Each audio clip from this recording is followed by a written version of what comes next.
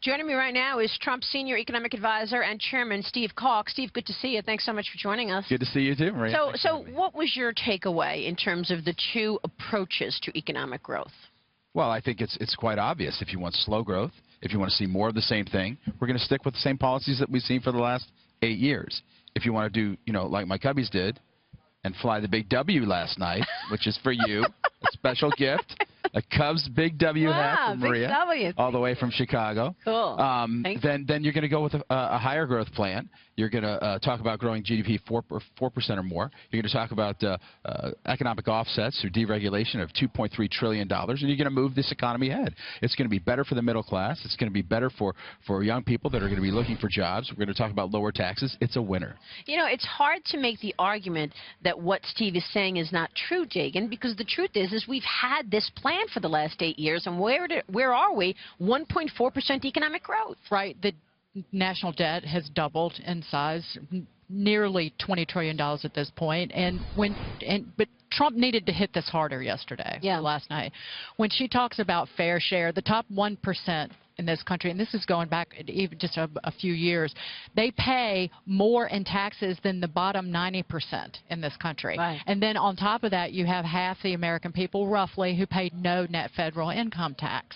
So in terms of funding the military, in terms of funding what is important to this country, those people don't pay one nickel into the system to pay our military. And the other thing that I was making a point when I spoke with Mark Cuban last night is her level in terms of what is rich is $250,000. I know plenty of people who together they're a couple and they're making... A teacher and a fireman together now. That's exactly, a teacher and a fireman. They're going to have a very expensive 4 years. Very expensive indeed. And look, Dagan, brilliantly articulated. I mean, I think at the end of the day, what is going to affect the everyday American? If you think about child care, for example, we've talked before about just a $10,000 child care credit for people that make $75,000 or more could lower their net taxes by 30%. If they make, just pay, gosh, $8,000 a year. Yeah, we're looking at her brackets right here. She's got 8 brackets.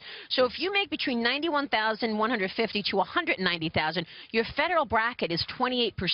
That's not included 10% state, another, if you live in the city, another 3% city, and another 3.5% Obamacare tax. Well, and groceries and gas. As a financial journalist, what makes my head spin about this is this complicates the tax code even further. You look at the range of brackets there. You look at the changes that she's making to capital gains taxes, where you now will have a full 6-year holding period to get the lowest possible capital gains tax rate. She's making it more complicated, and that only benefits people with money. Right. But Gina, I mean, she says she needs revenue to pay for her plan. She wants to increase spending on infrastructure. She wants to pay for entitlements, but she wants to tax the rich. Can this model lead to economic growth? Do you think economic growth is a priority for her?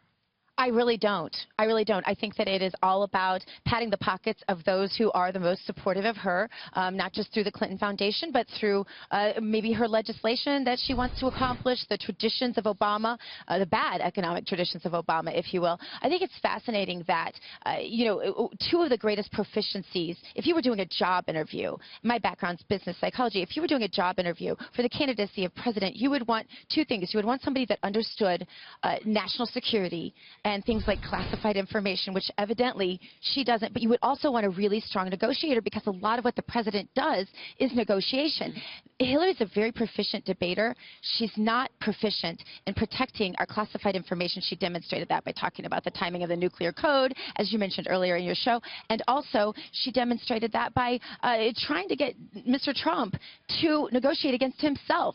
And he wasn't willing to do that. And I think that says something about his proficiency in some psychological ways that could be important. That's probably one of his best shots at this. I mean, the latest Fox News poll shows that voters trust Trump to do a better job with the economy. So did last night's debate solidify that? What do you guys think? He could have hit it harder. Yeah, and I think I was upset that he did not talk about regulation. He needed to say that, well, I want to roll back regulation. That's a key part of his plan. He didn't go into that much. And it's also it's painting the broader strokes as well about who, and I've said this repeatedly, who makes the best decisions with your money. Do bureaucrats make those decisions the best, or should you get to keep more of your money? That is 100% correct. Are we going to move into another administration where the government's going to know better than you how to spend your money? money. When, really, when you talk about just the tax breaks alone and simplifying it to just 3 brackets, 12, 25, and 33% of That's income. Trump's plan. Right, exactly correct. And then on top of that, you think about the value of deregulation and how that can stimulate business. That's how we're going to get that GDP growth back up to 4%. And if he needs to win over the female vote, which clearly he does, clearly he's been losing even more ground with the female voter, particularly moms across the country. That's how you do it. It's financial security and national security, and not calling his opponent names. Yeah. Well, I also think that he, that he needed to point out perhaps a little more strongly some of the weaknesses of Hillary. I think her saying to Goldman Sachs, I have one thing I'm saying to you and a different thing I'm saying to the American voter. Yeah, public and a private position. Public and private position. And again, I think that is just very telling to the average person at home who's watching this political race take place, and they're going, wait just a minute. Wait just a minute. Who really is she? Right. And how about his call just to ask her to return that money? Just return the money to the nations that were donated to her that persecute and torture women. What does he need to do now to build on the momentum he may have gained last night? I think, as always, look, I'm focused on 4 key things, right?